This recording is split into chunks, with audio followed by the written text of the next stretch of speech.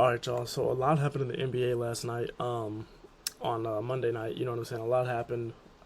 So let's talk about it. Let's talk about some of the important things. It was an 11 game slate. So in case y'all weren't able to keep up with them all, you know what I'm saying. I got y'all. It was there was a lot of actually important things, and then there's a few games that didn't really matter, but there always are. This video definitely should have been up earlier, but I'm not gonna lie. That Lakers Bucks game went into double OT, and I watched the whole fourth or like half the fourth quarter in both overtime. So yeah, and as I'm recording this, whatever, Kings Mavs is at halftime. So, and the boy Luca balling, and so is D Fox, okay, but Luca balling. Anyway, all right, so let's start off with the least memorable games that happened yesterday. Night started off with Nets beating my favorite team, the Raptors, 96-88. Only important thing that happened here was RJ Barrett's first game back on the bench since the passing of his brother. You know what I'm saying? Still praying for him, still praying for that Barrett family. Can't imagine what that's like. Mayo quickly was on the bench for the first time in a while too, so it's good. Good to see both of them back there, both smiling and stuff. That's good. Hope RJ's doing all right and his family's doing all right. Raptors haven't been good. They've been without RJ. They've been without Quickly. They've been without Scotty Barnes. They've lost, I think, now 11 straight. I wrote about this game. I picked them to lose. We knew. 88 points. I think they've scored less than 100 points in like 3 of their last 4 or something like that. Off the top of my head, I can't remember. It might be 3 straight. I don't know, but it's been bad. Cavs beat the Hornets 115-92. This win was only important because Cleveland's now half a game in front of New York for the 3 seed in the East, and the Cavs need to keep winning if they want to maintain that spot. It was Evan Mobley's second game back from injury. He had a career-high 8 assists. I think he had 7 boards. I think Jared Allen had like 13, 14 boards, something like that. So, solid win for them, but it was the Hornets that blew them out as they should have. Like, no big deal. Knicks blew... Apologies, I'm a little sick, so that was like, yeah. But Knicks blew out the Pistons 124-99. Main storyline here, Dante DiVincenzo dropped 40 and 11 threes. That was the Knicks franchise record for threes in a game. Dante DiVincenzo was balling. He just balled out in that game, you know what I'm saying? It's good for him, good for the Knicks. Knicks are, again, they're trying to get that 3 seed, so they need to keep winning. Julius Randle's still out and stuff like that, so Knicks would love to have that 3 seed. Wizards beat the Bulls 107-105. Washington's won 3 straight, which is their most consecutive wins in this season. So, you know, it's a little sad, but good for them for getting 3 straight wins. Jordan Poole had a good game. He's been playing very well over his last few games. But, you know, Wizards are probably the second or third worst team in the league, so no big deal. Bulls, they're going to be in the play-in really no matter what happens. Like, it was a tough loss. You don't like to lose that, but doesn't really matter for them. No one's expecting. They're going to be in the play-in. I'm not expecting them to make it out of the play-in. I don't think anyone is expecting them to make it out. If they do make it out, whatever. No one's expecting them to make it out of the first round if they do. No hate to Bulls fans. It's just, let's keep it real. I'm a Raptors fan, so I feel you. So let's just keep it real. We're not even going to make the play-in. So, all right, now let's go into the games that were most important. That was just a little quick 3-minute rundown. You know what I'm saying? That was the least important games that happened. You know what I'm saying? Most of these were key for playoff seeding, except for this first game. It wasn't important for playoff seeding. It was just kind of alarming for some Celtics fans and people like me who think the Celtics are going to win the ring or think the Celtics should win the ring. I'm a member of a camp that if they don't get it this year, I'm not sure they're going to under Tatum and Brown, with that being the core duo. They blew a 30-point lead to the Hawks. I mean, the Hawks who were without, let me look at who they were without. Trae Young, their best player. Jalen Johnson, their best young player. Onyeka Okongwu, arguably their best center, if you know what I'm saying. AJ Griffin, a good young player. Sadiq Bey, a good rotational piece. They were without all of those guys, and they won 120-118 against the Celtics, and they were down 30 at one point. As Boston's blown a lot of lead this season, like a lot, and it's alarming for sure. But we just saw the Bucks blow a lead to the Lakers, so it's like, if the East was a little better, if I had more faith in the Bucks, I'd be more worried about this. But after what I just watched tonight, bro, I think Giannis just sold his case for MVP with that last double overtime.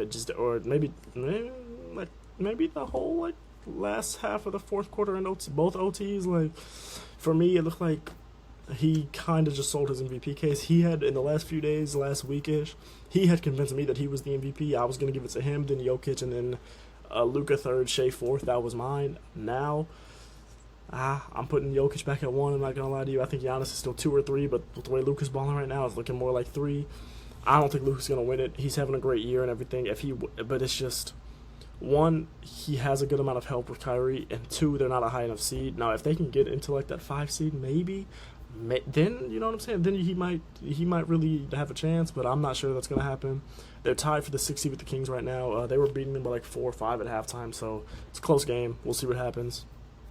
The Kings do hold the tiebreaker if they end up being tied, but they're not after this game. So it'll either be the Kings are above or the Mavericks are above. We'll see. So yeah, but anyway, Atlanta outscored Boston 64 to 44 in the second half.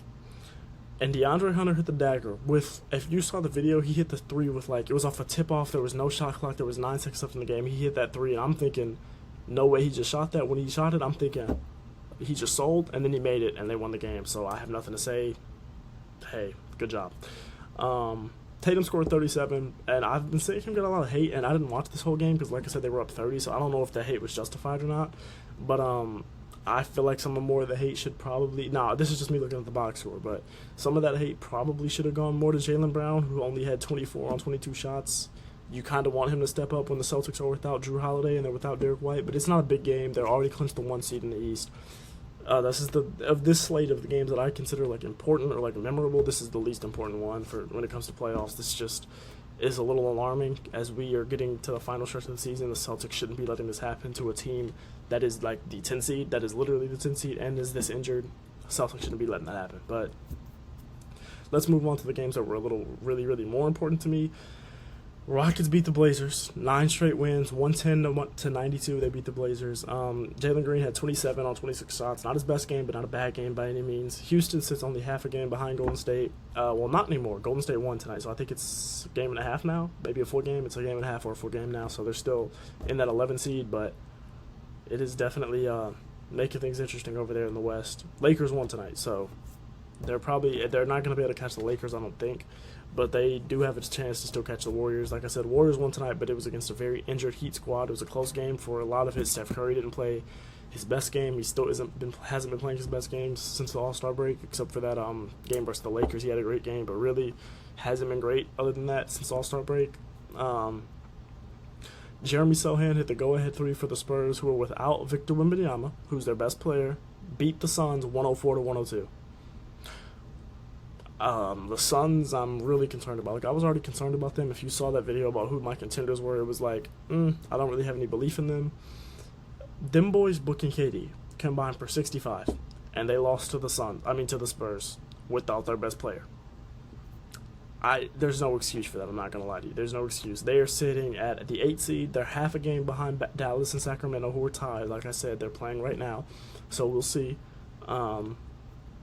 Nuggets took back the 1 seed in the West with a blowout win over the Grizzlies, 128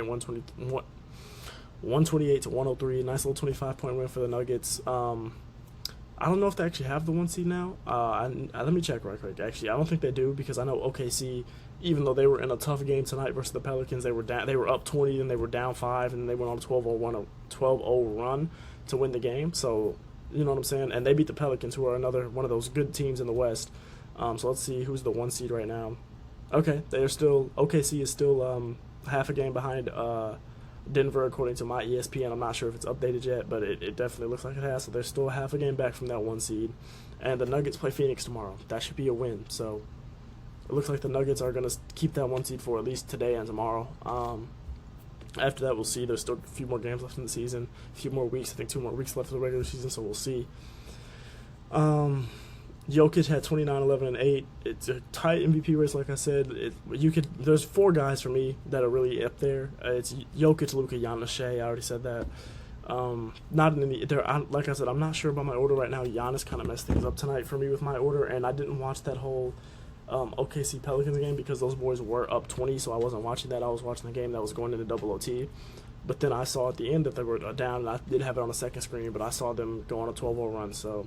You know what I'm saying? Shea still in that MVP race for sure. Especially if they can get the 1 seed, his case will definitely go up ahead of some guys that like Giannis and Luka maybe. For voters, I don't know about for me necessarily, but for voters for sure.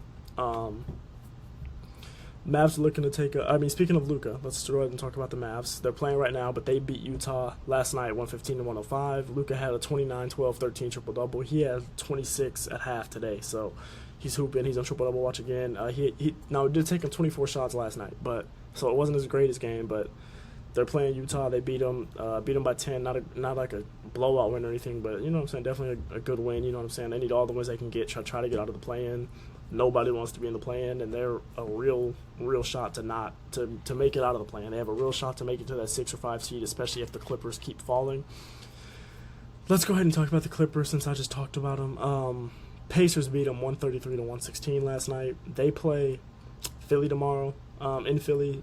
They should pick up that win without Embiid, but who knows? The Clippers have not been good recently. They've had like the 28th ranked defense since the All-Star break or something like that, or recently. I'm pretty sure since the All-Star break, though, so it's been bad. Pacers are a full game ahead of Miami for the 6th seed in the East. Like I said, let me go check that because Pacers are a game and a half ahead now with Miami's loss tonight to Golden State. So Pacers are a game and a half ahead of Miami for the 6th seed, which is great for them. LA dropped down to the 5 seed. They're tied with the Pelicans, and actually they might not be anymore. They are now back up to the 4 seed, half a game ahead of the Pelicans because the Pelicans lost tonight. But again, they play Philly tomorrow. If they can pick up that win, they'll be a little more ahead of the Pelicans, and they'll have that 4 seed still. Probably a game and a half if they were to win tomorrow, if I had to guess.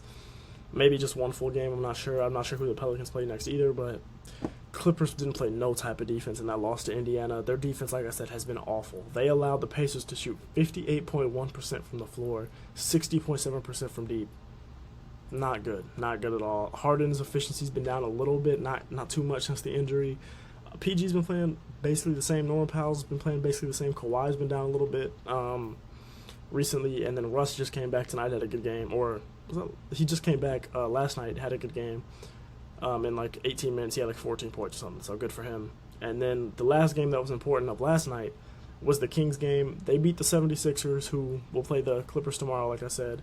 They beat them 109-96. Sabonis has a record now. He has the 54th consecutive. He got his 54th consecutive double-double, most in NBA history, passed up Kevin Love. It's looking like he'll get 55 tonight. He also got his 25th triple-double of the year, which is the most in the league right now. He's only the 3rd center in history to do that. It's him, Jokic, and Wilt, and he's probably about to get his 26th tonight because he was on triple-double watch and heading into halftime. So, you know, it's looking like he'll get 26 straight, or not 26 straight, 26 this season, and then 55 straight double-doubles. So, you know, good for him. Still have questions about the Kings, obviously, so, but good for him. Probably will make a video tomorrow about the games that happened today because, like I said, that Lakers game was great. That Pelicans game was interesting as well. The Warriors game was interesting for a while, but they did pick up like a 10-15 point win, so and it was against an injured Heat team, so nothing too big there, except it did help them get a little bit more ahead of the Rockets. And then, like I said, Kings Mavs, the last game of tonight. It's one of the primetime games on TNT tonight. It's about over, or it's not about over. Halftime's over now, so they're in the 3rd quarter, probably midway through, if I had to guess. So we'll see. But I just wanted to give you all a little rundown, let y'all know the playoff races. That playoff seeding is really heating up. Video should have been out earlier. Like I said, that's my fault. I was being dumb. I should have recorded this before the Lakers game. I didn't. And then I was going to record it during when the game was a blowout, and then it was no longer a blowout, so I had to tune in. But, yeah, expect a video probably about those games tomorrow. We'll see. If this Kings-Mavs game stays interesting, stays pretty close, you know what I'm saying, then you'll probably definitely get a video about this 4 slate of games tonight. A lot of games tomorrow, too. We'll see that the 2 primetime games they're on ESPN. It is Clippers at Philly, and then it is Suns at Nuggets. That's at 10 p.m. Eastern, and then I think the Suns. I think the Philly game is at like 7:30 p.m. Eastern. So good games tomorrow. We'll see that on ESPN. But yeah, just wanted to give you a quick little rundown. Hope this was helpful for y'all. Hope y'all are staying up to date with the NBA through these videos. And I love y'all. Thank you for watching. Please don't forget to like, comment, subscribe. Let me know if I missed anything. Let me know if there's anything I should have talked about more that I didn't talk about enough. And let me know if y'all want that video for tomorrow about the games that are happening right now and have happened tonight. But yeah, man, love y'all. Stay blessed. Stay praying. Love y'all. Appreciate you.